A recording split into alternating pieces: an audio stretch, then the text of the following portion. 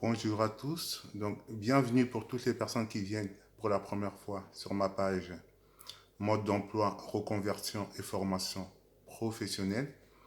Je profite de cette vidéo très courte pour répondre à 3 questions concernant le CPF.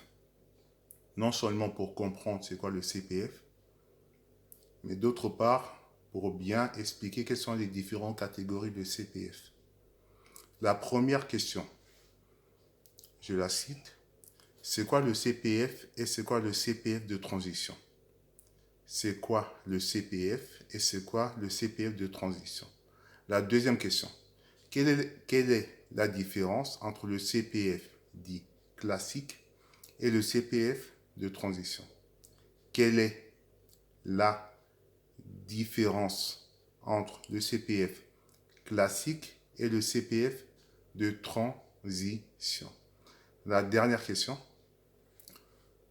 Comment est financé le CPF classique et comment est financé le CPF de transition? La troisième question, je répète, comment est financé le CPF classique et comment est financé le CPF de transition? Donc, pour bien répondre aux 3 questions, je répète la première question. C'est quoi le CPF et c'est quoi le CPF de transition? Tout d'abord, c'est quoi le CPF? Le CPF, c'est le compte personnel de formation. CPF, compte personnel de formation. C'est quoi? C'est un dispositif de financement. Donc, c'est un dispositif de financement public de formation continue. Donc, c'est un dispositif de financement public de formation continue.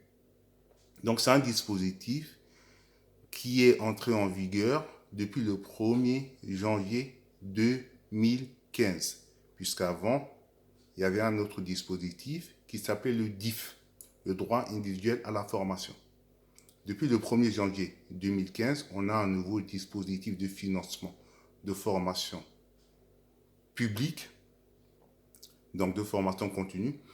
Donc, ce dispositif s'appelle le CPF, donc le compte personnel à la formation. Maintenant, c'est quoi le CPF de transition? Le CPF de transition, c'est autre chose. Okay? Le CPF de transition, c'est autre chose. C'est un dispositif qui permet aux salariés ne disposant pas de crédit suffisant sur leur CPF de financer une formation afin d'obtenir un financement complémentaire par un organisme qui s'appelait avant le fonds GCIF. Je répète, le CPF de transition, c'est un dispositif qui permet aux salariés de compléter leur financement de formation parce qu'ils n'ont pas assez sur leur CPF classique. Quand ils complètent ce financement de CPF de transition, ils doivent aller auprès d'un organisme qui s'appelle le fonds GCIF. Le fonds GCIF, c'est un organisme qui accompagne la formation des salariés. Ça signifie Fonds de gestion des congés individuels de formation. Le mot Fonds GCIF, donc Fonds de gestion des congés individuels de formation. Depuis tout récemment, cet organisme a changé de nom. Maintenant, ça s'appelle Transition Pro. Transition Pro. Voilà. Donc, le CPF de transition permet aux salariés ne disposant pas de crédit suffisant sur leur CPF pour financer une formation. Donc, ils ont un financement complémentaire via cet organisme. Donc, c'est pour ça qu'on dit CPF de transition. C'est différent du CPF classique. C'est deux choses différentes.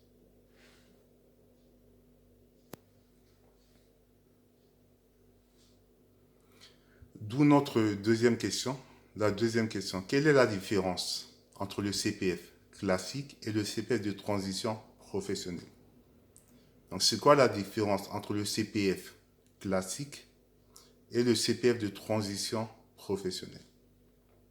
Tout d'abord, il faut savoir que le CPF de transition professionnelle, c'est un dispositif qui concerne uniquement les salariés. Okay? C'est pour les salariés qui n'ont pas de crédit suffisant sur leur CPF pour financer une formation. Ils obtiennent, grâce au CPF de transition, un financement complémentaire via l'organisme qui s'appelait avant le fonds GIFIF, qui s'appelle maintenant Transition Pro. Donc, je répète, le CPF de transition, c'est un dispositif qui concerne uniquement les salariés qui n'ont pas assez d'argent sur leur compte CPF personnel de financer, d'avoir un complément de financement plutôt, ça serait plus correct, d'avoir un complément de financement en s'adressant à un organisme qui s'appelle Transition Pro. Maintenant, la formation qui doit être financée par le CPF de transition doit être une formation certifiante et doit permettre de changer de métier ou de profession. Donc le CPF de transition, c'est vraiment un CPF que je mobilise quand je suis salarié pour faire ce qu'on appelle une transition professionnelle ou bien pour faire une reconversion professionnelle. Donc en effet, ce dispositif est mobilisé par l'organisme qui s'appelle Transition Pro, okay? L'ancien fonds GIFIF. Il mobilise prioritairement les droits inscrits sur le CPF classique, c'est-à-dire il vérifie d'abord sur votre CPF classique si vous avez assez d'argent. Si vous n'avez pas assez d'argent, il mobilise un financement complémentaire.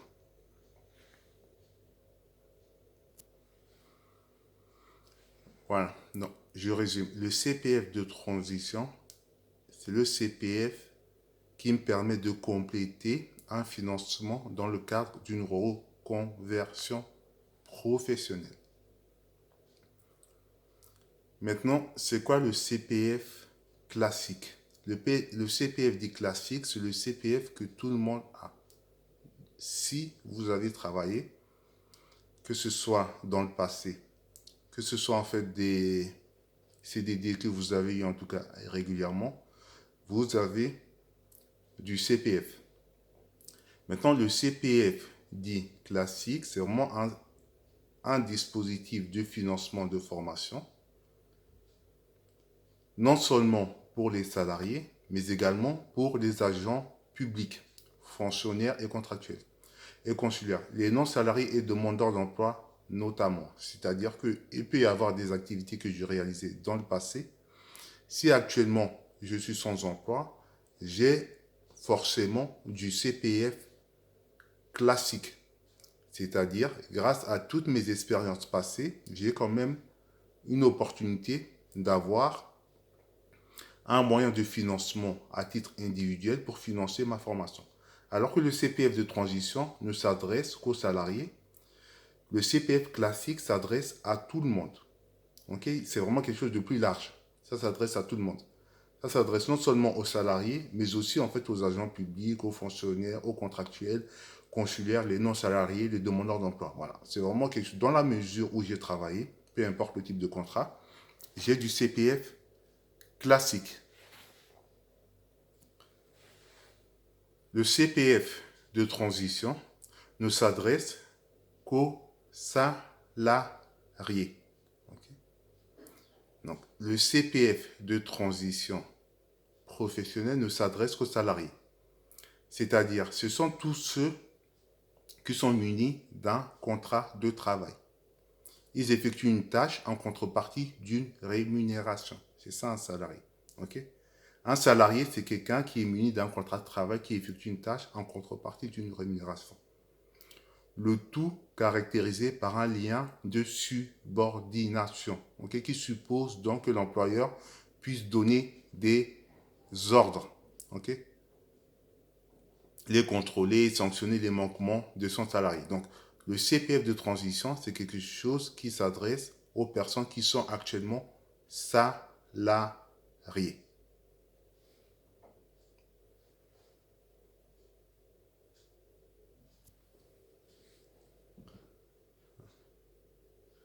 La dernière question. Comment est financé le CPF classique et comment est financé le CPF de transition professionnelle? En d'autres mots, d'où vient l'argent? D'où vient l'argent qui permet le financement du CPF classique et d'où vient l'argent qui permet le financement du CPF de transition?